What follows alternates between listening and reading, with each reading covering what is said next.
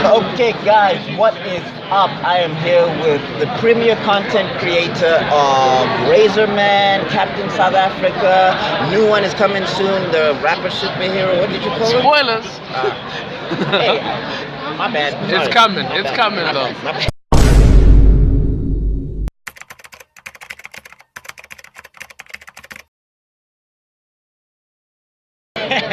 I didn't know you were keeping that under wraps. And also the author of Misfortunism. Get the book. Just get the book there. Get the book Misfortunism. I've been starting it. I've been enjoying it. You gonna be doing another one of those? Yeah. I'm halfway through the next book. It's called Psychophagy. Yeah. I've already made the cover, but my publisher says I'm not allowed to reveal it to anyone. I'm gonna slide in your DMs and show you the cover. I will. You guys didn't hear that. That didn't happen. So, man, how are you feeling about this con? Is this con better than last year's? There are definite improvements, which means Comicon is really listening to the fans and the creators. Last year, the parking was pretty far from the venue, and if you were carrying a lot of luggage, that means you're trekking up. Long Walk to Freedom. Long Walk to Freedom 2, like the sequel, and it had hella characters, man. So this year parking is amazing. This year loading up is, you can see this, like if you can come in the mornings, setup is super smooth for everybody. Definitely the international people have a really easy time setting up as well. And services like PayPal are easy to access for them, and with Wi-Fi now. So if we do need to do online transactions, then it's pretty sorted. So it's great that Comicon organizers are listening to the people, which means we can only improve from here. Yeah, man. I don't know how big it's gonna be next year, because everybody's saying this one is pretty big. It feels pretty big. Yeah, no, this one's pretty big. So this venue is much bigger. It's just, so the last venue was like on levels. So it was very compact in that way. This one is spread out long ways, and if you even look at the site map, there's like 5 or 6 halls. I've yet to see everything, and I come here super early and walk around, and I still haven't seen everything. And it is much bigger. There's twice as many exhibitors in the artist alley, and even like the aisle space. So man, it's massive. Nah, man, it's looking like you have a bigger spread than last year, and it looks like the books have been selling out. How's that feel? Are you reaching your target? I've hit the first target. You know, like Kickstarter, you gotta have multiple goals. So I've hit the first target. Going for stretch goals now. Definitely I do have more content. Going forward, we can only like stack on like what we've already built on so far. I'm happy with my progress. Definitely my art is getting better, and it's really up to the fans, because if you stop buying the content, I'll stop making it. That's just as easy as it is. I mean, I follow you on Instagram, and I saw some of the redesigns you did. Yeah, like the stuff you did before was good, but then the redesigns just were infinitely better. Thank you. So that's something you're always doing. You're always trying to improve. Yeah, I'm always trying to improve, because like the industry is still at its grassroots, and I don't have a team. I can't be like, hey, can you do the colors for this? I have to go and watch like 4 hours of YouTube videos to learn how to color, and you learn other things as well, like color theory. You learn how to interpret information via a page. And I watched this channel called Strip Panel Naked, and it's just talking about how the human eye like sees storytelling in a specific way to comics, and I like to apply those things going forward. So I want to keep improving. I never want to hit the ceiling of what I can do.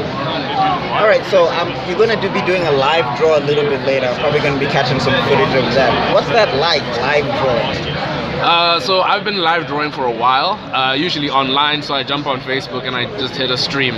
I've got a Google Chrome extension that lets me like just show my screen and not my face. Like, ain't nobody need to see all of this. Having to balance talking to people at the same time as drawing is a very difficult skill, because both things require your full attention, and having to juggle between, okay, the reason why I was doing this, and hey, yeah, no, I appreciate that, no, are you coming, cool, and then get back into the same like you don't have the same steam, and just learning to pace myself has been a really good experience.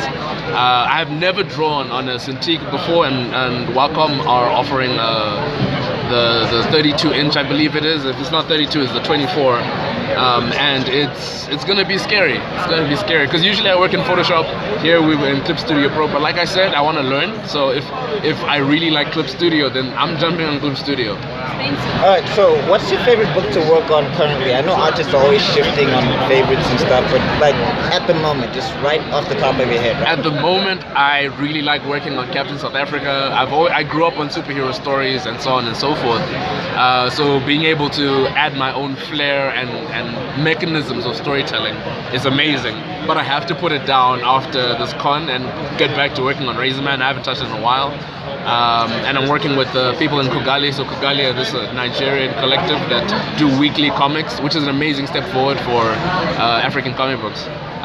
So yeah, definitely Captain South Africa, but Razorman has to be my first love. Yeah. Okay, so I heard through the grapevine that you're working on a video game starring characters from your universe. Yeah, so at this point, my brother is a coder. He's an AWS cloud computing guy, and I do art. So we figured, we live together, let's work together. And the game idea, because we both grew up like not only just watching superhero stuff, it's also a lot of gaming, a lot of fighting gaming. So we're going to be developing he's already started on his end. I haven't started any of the sprites. Because I'm tired. But yeah, we've got enough characters for a pretty good roster for a 2D fighting game. We chose 2D because again, like we grew up in that age. 3D is great and all, but like it just doesn't have that flair of really beating someone up, right? When someone got mad and they pulled out the controller like that. No one does that anymore because it's all like wireless now. Like kids don't know how it is. Hey, that stuff used to break all the time. Yo. Yeah, Rage good time. quits. Hey, those original rage quits. Oh. Where you pull out the controller like I'm tired, I'm going home. Like that kid was playing soccer, like I'm taking my ball. Everyone's just standing there like, what are we supposed to do? It was deep. It was real. So we're trying to get back to that real.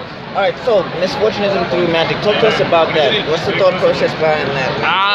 I figured like talking about mental health and all that jazz. So if depression is being stuck in the past and anxiety is worrying about the future, then those are abilities to, one being able to see the future and the other to go back in time.